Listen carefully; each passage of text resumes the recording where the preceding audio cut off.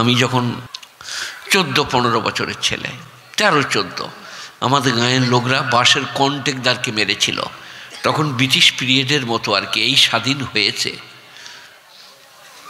সারা রাত পুলিশ আসছিল, গাঁয়ের লোককে তুলে নিয়ে যাচ্ছিল। আমি আমার বন্ধু শফির উদ্দিন, ভাতারে থাকে, দারুণ ব্রেনি ছেলে, মাধ্যমিক পর্যন্ত পড়ে, মাধ্যমিকের ছেলে টিউশনি পড়ায়, আমার ক্লাস ফ্রেন্ড। আমরা দুজনাই ছুটে গিয়ে আম গাছে চেপে পড়লাম। আমার মা মসজিদের জানলায় গিয়ে বললেন, ঘর পালিয়ে আয়, পুলিশ এসছে, ওদের দরজায় লাথি মারছে। আমি মাকে বললাম, তুই পালিয়ে যা, আমরা গাছে চেপে পড়বো। তারপরে মনে হলো যদি টর্চ মারে, দুজনাই নেমে গেলাম, মসজিদের ভেতরে এলাম। উজু নাই, গোসল নাই, পাকি নাই, কিচ্ছু নাই, পুরু নাপাক, যত প্যান্ট তুলে সব পেশাব।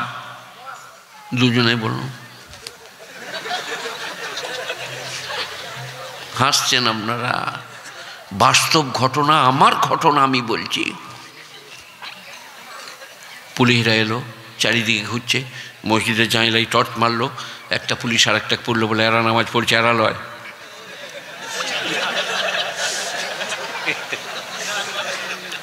বাস্তব। এবার আমি কি ভাবছি, যদি বিনা উজুতে দাঁড়িয়ে গেলে পুলিশে বলে নামাজ পড়ছে, পালিয়েছ, এরা লয়, তাহলে নামাজ পড়লে কি হবে? আপনারা কি বলছেন বলুন, নামাজ পড়লে কি হবে?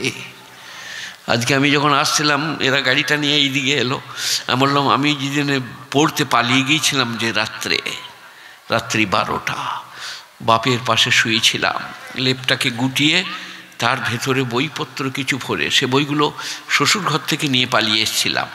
খালি স্ত্রীকে বলেছিলাম আমি পড়তে যাব। তার আগে কোরআন শরীফ গ্রামে পড়েছিলাম।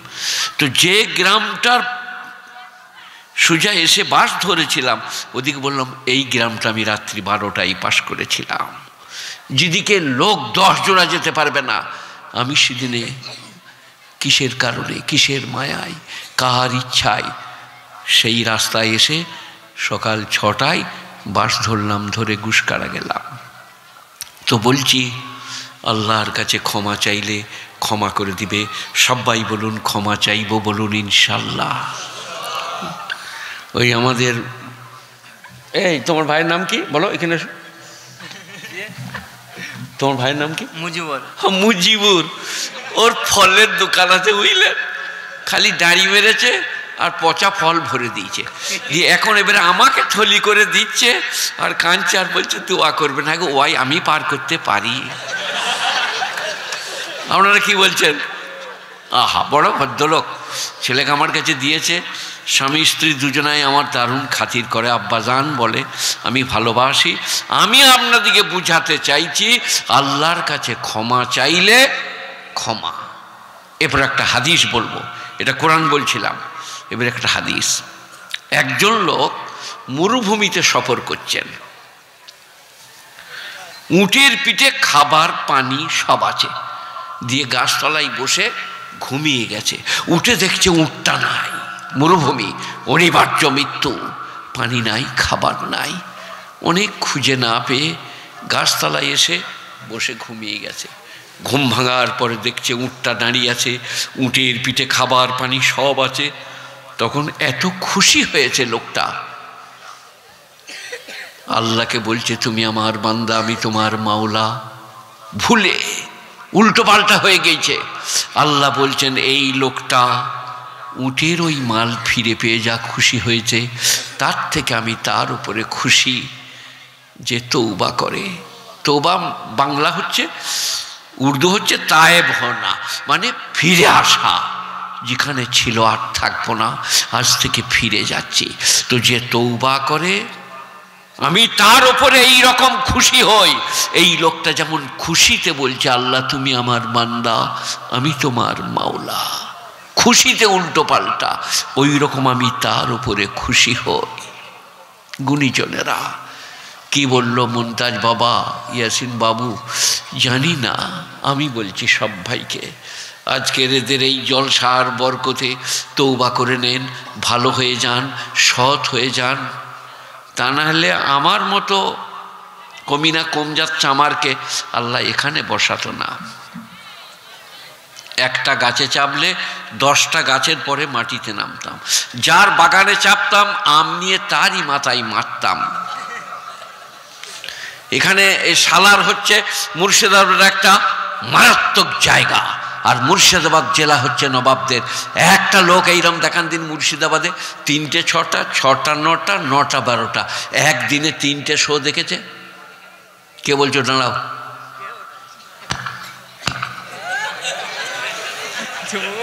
উল্কা বই দেখেছি, উল্কা 19 নয়া টিকিট, সিনেমা হল গলসি, 3টে 6টা 6টা 9টা 9টা 12টা। আমি একলা লই, 3-4 বন্ধু রাতের বেলায় ঘর যাব দিয়ে শাঁখ চিন্নির মা, আগে মেয়েরা বলতো।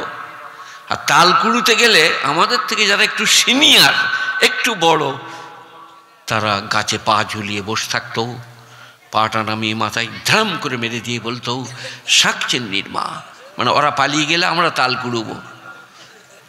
কিন্তু আমরাও তো সেই রকম ছিলাম, ফট করে ধরে নিতাম, এই শালা এই তো পা মনে হচ্ছে, যে ট্রেনে যখন নামাচ্ছি বলছে ছেড়ে দে ছেড়ে দে পড়ে যাবো, তখন তাহলে এরাই বটে রে। আপনাদেরকে বুঝাচ্ছি, যদি বুঝে এসে যায়। সেই সব করে বিখ্যাত নাঙ্গুলে আমি নাঙ্গল ধরলে আব্দুল গানি মোল্লা আলে দাঁড়িয়ে বলতেন আমার বাপকে, আব্দুল করিম তোর ছেলে মারাত্মক নাঙ্গল ধরতে পারে। ধান রোয়াতাম, বিষ টানতাম, যে বুঝা মাথায় করে নিয়ে যেতাম 2-3 জনাকে নিতে হবে। এটা কেন বলছি? এখানে এসে বসে আছি বলে। আল্লাহ কত ভালো, তার কাছে কাঁদলে, তার কাছে ফিরে এলে সে জায়গা দান করে। গুণীজনেরা, গরিবের ছেলে, কোনো রকম সংসার চলে, কোনো রকম ইয়াসিনকে নাসিমকে অসীমকে আল্লাহ মানুষ করিয়ে দিয়েছে, হজ করিয়েছে, ওমরা করিয়েছে, আর 45-46 বৎসর পুরসা মাদ্রাসায় পড়াচ্ছি। কত বড় দয়ালু আল্লাহ, কত মেহেরবান, বেনিয়াজ পাক। আপনার 2 তলা বিল্ডিং, এই আমাদের ইউসুফের বাপ বাড়ি করেছে, দারুণ বড় বড় কামড়ে ফুলের গাছ, ফলের গাছ, দারুণ বাড়ি করেছে। এবার একটা কাজ করুনি রেখেছে, সে পুষতে পুষতে সিঁড়িতে একটু ধুলো লেগে আছে। ইউসুফের মা বললে, এখানটা পুঁছা হয় না, এখানে তুমি কাল থেকে কাজে এসো না, তুমি চলে যাও। আল্লাহ বলছে তোদের সারা জীবনের কত ত্রুটি, কত ভুল। কোনোদিন বলেছি মসজিদ থেকে বেরিয়ে যা? কোনোদিন বলেছি আমাকে ডাকতে পাবি না? চুরি, মিথ্যা, প্রবঞ্চনা, ব্যভিচার। একবার মসজিদ এসে বল আল্লাহু আকবার, আস্তাগফিরুল্লাহ রব্বি মিন কুল্লি যামবি ওয়া আতুবু ইলাইহি, তো সারা জীবনের সব গুনাহ ক্ষমা করে দেব। গুণীজনেরা, জ্ঞানীজনেরা, নেই নিষ্ঠমনেরা, সবাই একবার আল্লাহ আসতে বলুন। ইনশাআল্লাহ আমরা কাল থেকে 5 গানা নামাজটা পড়ব, বলুন ইনশাআল্লাহ।